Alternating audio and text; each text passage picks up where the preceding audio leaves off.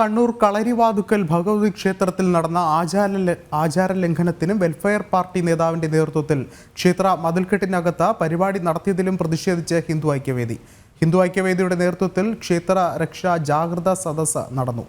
ക്ഷേത്രത്തിന് പുറത്തുവെച്ചാണ് പ്രതിഷേധ പരിപാടി സംഘടിപ്പിച്ചത്.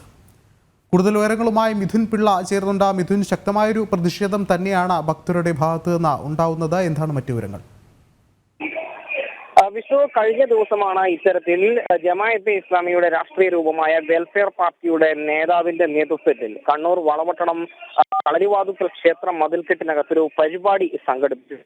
ആ പരിപാടിയുടെ വിശദാംശങ്ങൾ ഉൾപ്പെടെ പുറത്തു വന്നതിന് പിന്നാലെ വലിയ പ്രതിഷേധമുയരുകയും ഭക്തരുടെയും അതുപോലെ തന്നെ ഹിന്ദു ഐക്യവേദിയുടെയും ഭാഗത്ത് നിന്ന് വലിയ പ്രതിഷേധം ഉണ്ടാവുകയും ചെയ്തിരുന്നു. തൊട്ടു പിന്നാലെ ഈ ക്ഷേത്രം എക്സിക്യൂട്ടീവ് ഓഫീസർ ഇവിടുത്തെ ക്ഷേത്ര പുനരുദ്ധാരണ കമ്മിറ്റിയെ പിരിച്ചുവിട്ടുകൊണ്ട് നടപടി സ്വീകരിക്കുകയും ചെയ്തിരുന്നു. എന്നാൽ ഈ ക്ഷേത്ര മതിൽക്കെട്ടിനകത്ത് ഒരു രാഷ്ട്രീയ പാർട്ടിയുടെ പ്രതിനിധിക്ക് പരിപാടി അവതരിപ്പിക്കാൻ അവസരം കൊടുത്തു. അത് ഭക്തരെ അപമാനിക്കുന്നതിന് തുല്യമാണ് എന്ന് പറഞ്ഞുകൊണ്ടാണ് ക്ഷേത്ര മതിൽക്കെട്ടിന് പുറത്ത് ഇപ്പോൾ ക്ഷേത്രത്തിന് തൊട്ട് ഹിന്ദു ഐക്യവേദിയുടെ നേതൃത്വത്തിൽ ജാഗ്രതാ സദസ്സ് ഇപ്പോൾ സംഘടിപ്പിച്ചുകൊണ്ടിരിക്കുന്നത്. വലിയ പ്രതിഷേധം തന്നെയാണ് ഈ ഒരു ക്ഷേത്ര മതിൽക്കെട്ടിനകത്തെ പരിപാടിയുമായി ബന്ധപ്പെട്ട് ഹിന്ദു ഐക്യവേദിയുടെ ഈ ഒരു ജാഗ്രതാ സദസ്സിലും ഉയർന്നു കേട്ടത്.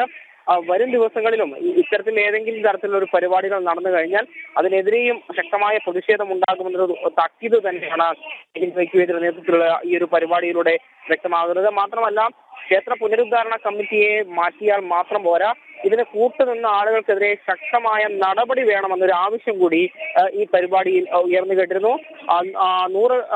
നൂറുകണക്കിന് ഭക്തരാണ് ഈ പരിപാടിയിൽ പങ്കെടുക്കാനായി ഇവിടെ എത്തിച്ചേർന്നതും ഈ പരിപാടിയിൽ പങ്കെടുത്തതും. ഹിന്ദു ഐക്യവേദിയുടെ സംസ്ഥാന സെക്രട്ടറി വി ശ്യാമോഹനാണ് ഈ പരിപാടി ഉദ്ഘാടനം ചെയ്തത്. ഇപ്പോഴും ആ പരിപാടി പുരോഗമിച്ചുകൊണ്ടിരിക്കുകയാണ്. വിഷ്ണു, മിഥുൻ പിള്ളയാണ് വിവരങ്ങൾ നൽകിയത്.